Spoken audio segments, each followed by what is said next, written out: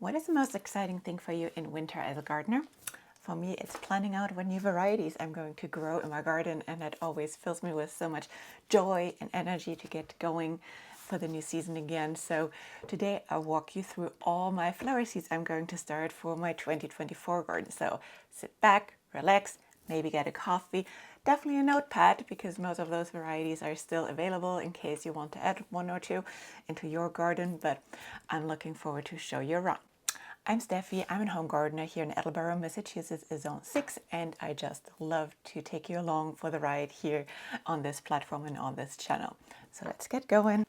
Let me give you first a little overview, especially if you're new here, of how my garden space looks like, because that is always important context to understand.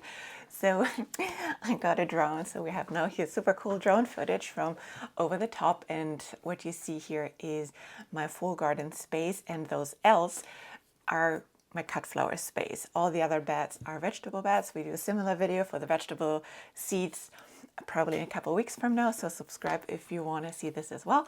But for today, we only keep on the flowers, and actually from those two L's, we only focus on the left one, on the left from the arch. This is the one where we put all the flowers in, which I'm growing from seeds. The other one is all dahlias, which we also do in another video. So there are a lot of good videos coming up in the next couple of weeks. I'm so excited. So let's start over here. As you know, I love to plan everything out ahead of time with my garden journal. So we had already a few videos on like how to garden plan everything out. So we will see the results of this in this video. If you're interested to get one of those garden journals, I have those links below.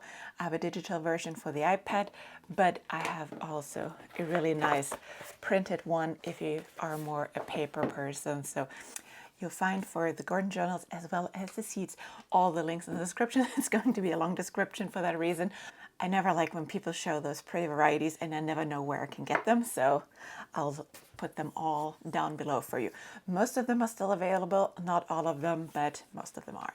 Let's start on the top left. The yarrow is actually a perennial, so I'm not starting this from seeds, so I'm not including this here, but everything starting at the Snapdragons all the way to the Zinnias is what we're starting from seed here. So my growing space is 21.5 by 20 feet long and 3 feet deep, just to give you an idea about like the measurements, and it's about like 123 square feet of growing space.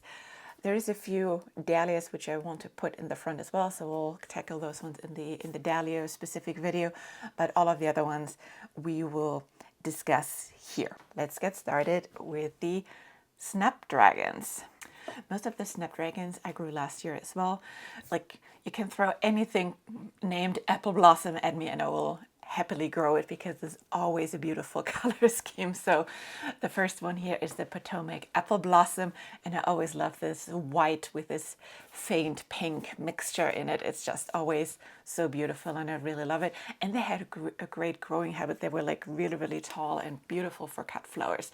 I did have an issue with harlequin bugs loving hard my Snapdragons, nothing else, just the Snapdragons. They were like having parties in the little flower petals, but nevertheless they were easily like dunked into soapy water. So I'll give it another try to see how it will do this year, but they were just too beautiful and too easy to grow for me that I would drop them again.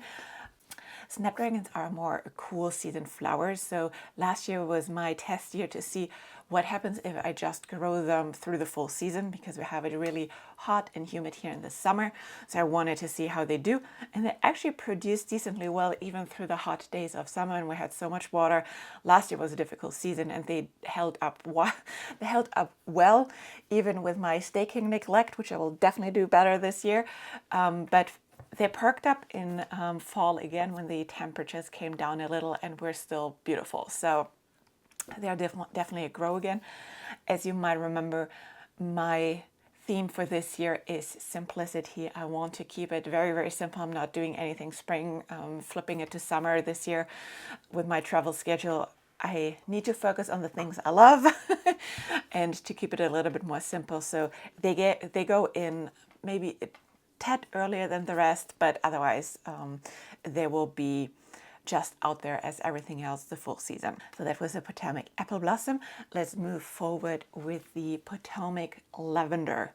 Also grew that one last year. Oh, lavender, and you will see a theme here in the colors. It is very, very blushy, white pinks, lavender hues, which I love the most. It's just what I always like tend to use in all my arrangements. So I'm embracing it this year hard and really looking forward. A new to me variety is the Legend Light Pink. It is also supposed to grow very well and heat tolerant, so we'll see on that, but I just love the shape and the length as well, so we'll see how this one is doing. The Potomacs I've grew before, so I'm safe with those ones. Then let's move to my favorite filler plant. As you all know, I love, love, love basil as filler plants for all my bouquets. If you are growing a cut flower garden, I can highly recommend to grow basil. Like the top two filler plants for me are basil and mountain mint. I have mountain mint in like an area outside of the garden, which the bunnies don't care about, and that thrives there. So that is where I always cut the mountain mint. So it's not in my cut flower garden, and it's a perennial over there as well, and also a native to our region, so that just sits there. But the basil, that needs to be protected because the bunnies love it too. But it's the one thing which also makes the bouquet smell beautiful. Same with mountain mint. But whenever you put a bouquet together to put something in which is really fragrant and like surprises people because they just don't think a bouquet could smell as good as that, is always something what I love to do. So this year I have 5 basil varieties. I never grow many plants of each variety, so probably each variety I have like 3 or 4 plants of it in the space. And that has worked out well. So new to me basil this year is cinnamon basil. I'm really curious to see how that looks. It has like a really pretty color with the more like brown flower stalks on it. My 3 ones which I grew last year, which I will probably grow forever because I love them so much, it's the blue spice basil. It is really, really pretty. It has like really long flower stalks and those are like purpley blue. And one which I love as well, that one always blooms for me later in the season. So when the other basils already kind of struggles, the cardinal basil comes up and shines. And this could be a centerpiece by itself because it has these big, big, teeny tiny little blooms, almost like a hydrangea in a basil form almost. But it looks fantastic. It has this dark burgundy color almost to it. I really love it. It goes extremely well with all those soft peachy colors, but also my soft blush colors. So I really, really enjoy having that. And then the one I can't get enough of because I still can't believe how good it smells. I grew it last year for the first time, but that made it instantly into my forever grow list, which is the Mrs. Burns lemon from Johnny's Seeds. It's a lemon basil, and it's like you cut open a lemon, stick your nose into it. It's wild. It's so, so good. It's from its shape and its form, it's just a very, very plain green basil with white blooms if you let it bloom. But the smell, you can turn around the corner and you will smell it. It's amazing. I really love it. And then a new to me one, this will be the last time I'll give in red or purple basil a chance. I tried all the last years and they never performed well for me. All the other basils, no issue. No fuss, grew very, very well no matter what I threw at them. My purpley variety, like I had like an opal basil and a couple other ones, they never did well for me. I don't know what it is, but after the Mrs. Burns lemon went so well from Johnny's, and I have a couple culinary basil versions which did extremely well last year. I was like, okay, let's try let's try a purple basil from Johnny's and see what it's doing for me this year. And it's called Aromato. So we'll see how that will go. But this color would work so well in my arrangement. So I really hope it's doing well this year, but fingers crossed, light a candle for me. So, but that's the fun with gardening, right? You can try out new things each year and see what works and what doesn't. And sometimes I feel always harsh when I'm like judging a plant or a variety just by growing it one season, because our seasons here are so different sometimes. Sometimes, like last year, I don't think I irrigated my garden like from beginning of August until the end of the season because we had so much rain. Non-stop, constant rain, at least twice a week, and not a little rain, but always like downpours, and it kept going like this. This time, like when I'm recording at beginning of February, this is the first time I see a 10-day forecast with no rain in it since like, I don't know when, I think since like June last year.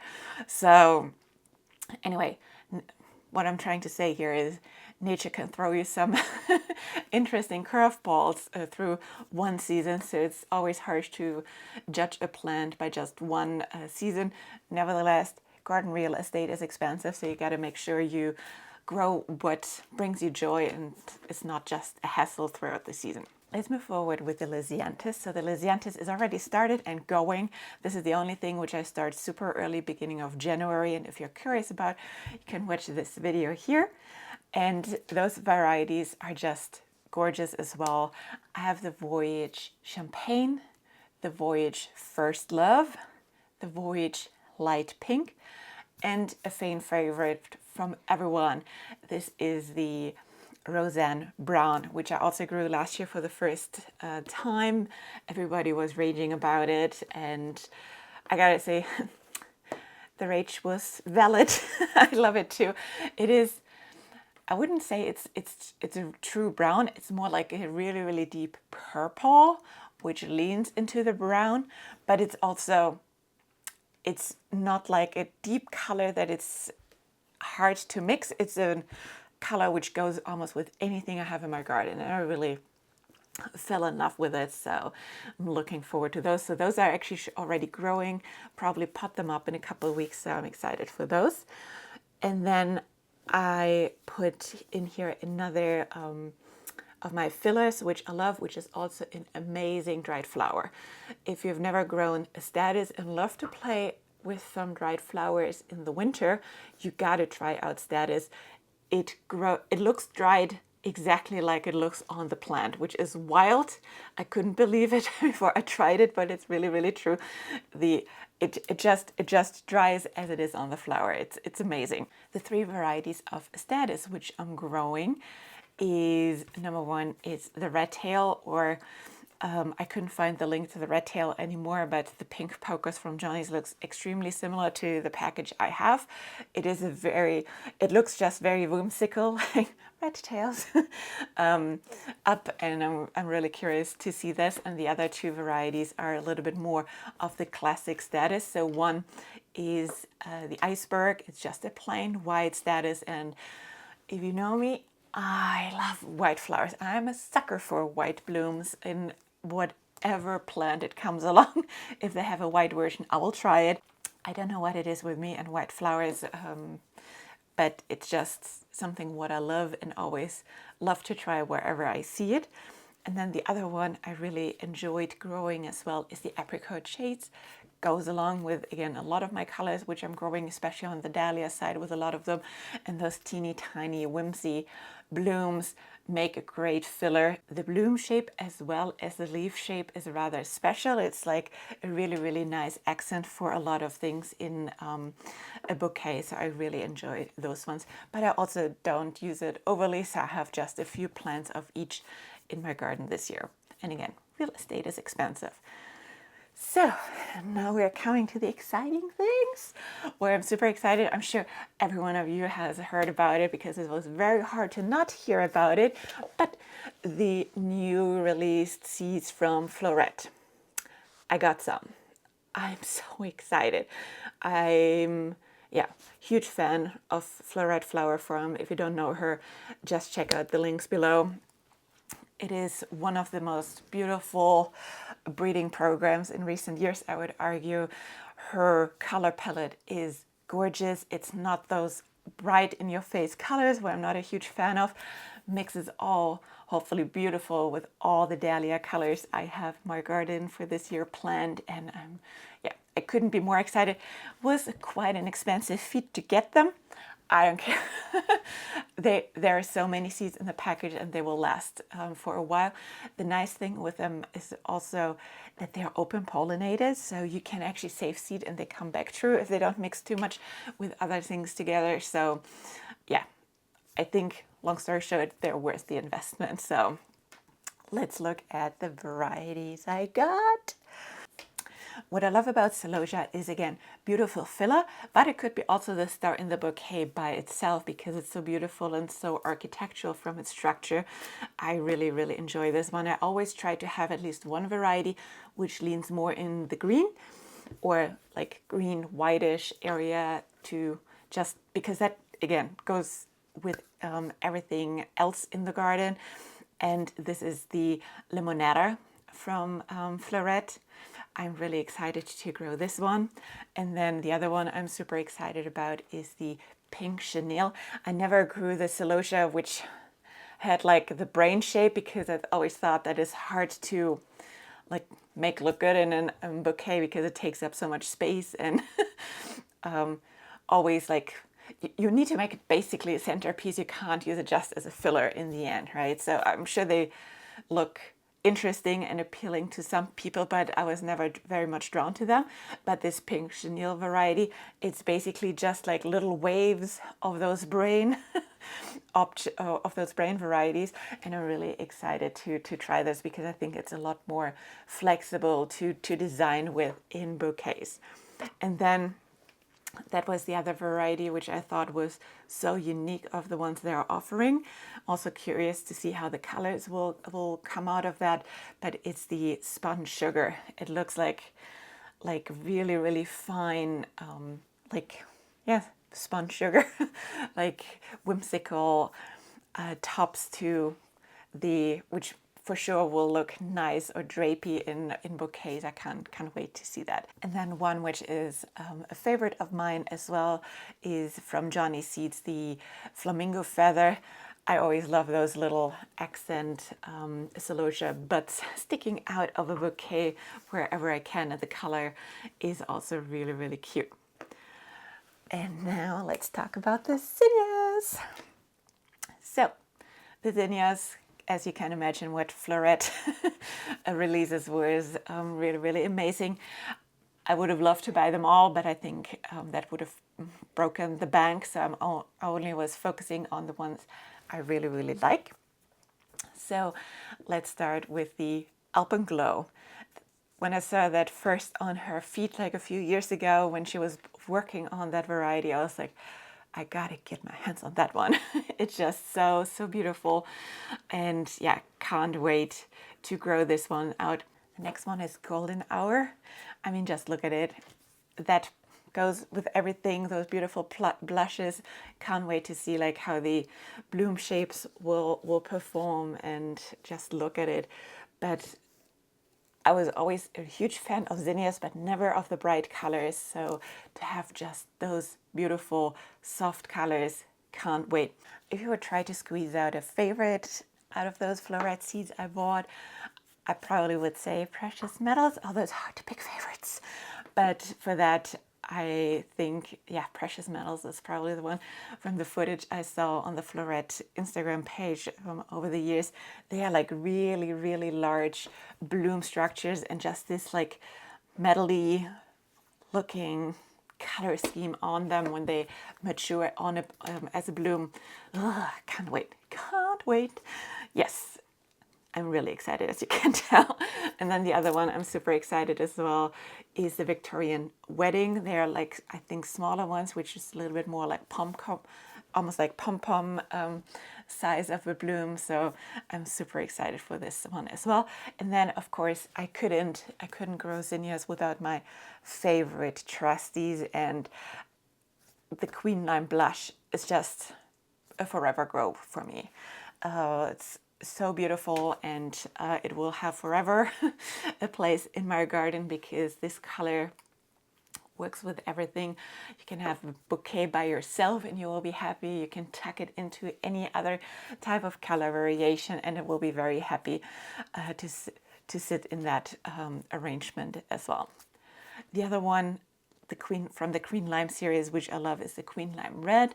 That always turned out very well for me. There are other varieties of like peach and orange and yellow. I've tried a few of them. None stuck with me as much as the blush and the red as colors, but then also the last variety I'm going to grow is the Queen Lime Green. This is just a plain green one. I'm excited for this one. This is a new one for me and it's just beautiful. Again, like I always think of my flowers, I need to be able to mix them and intermix them all, but I also love to have just some variation in like shapes and colors, how to mix them together for a beautiful arrangement, and to have something which looks like a bloom but has a color of a filler makes just an interesting accent in a bouquet as well, if you ask me. Of course, it's all super like specific to your own taste in the end, right? But that's what I like to do.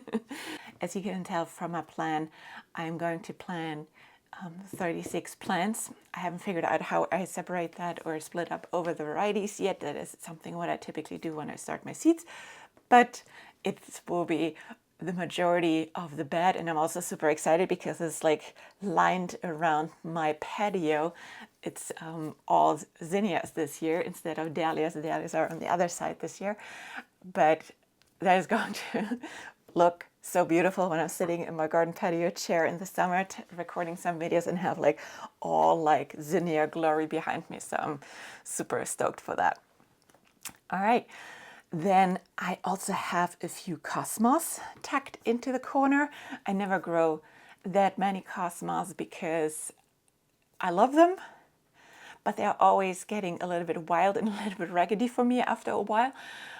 But I do love them as accents in bouquets as well. But I have just two varieties here.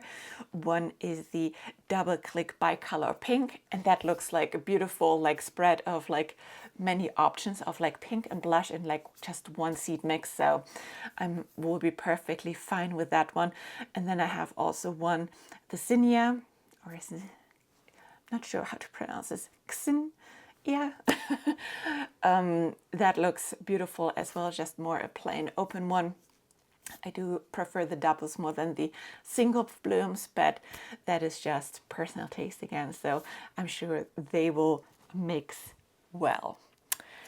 So I hope this video was as interesting and as exciting for you as it was for me. So you can clearly tell I can't wait to start my seeds, although it's still a little bit of time before I'm actually starting those seeds. If you're interested to just learn about my seed starting schedule, I have actually a link below as well where you can sign up, and I sent you my seed starting plan as a PDF so you can see when I'm planning out the seeds. But yeah, otherwise, I'm really curious to hear from you what varieties you are growing or you are excited for your cut flower garden this year.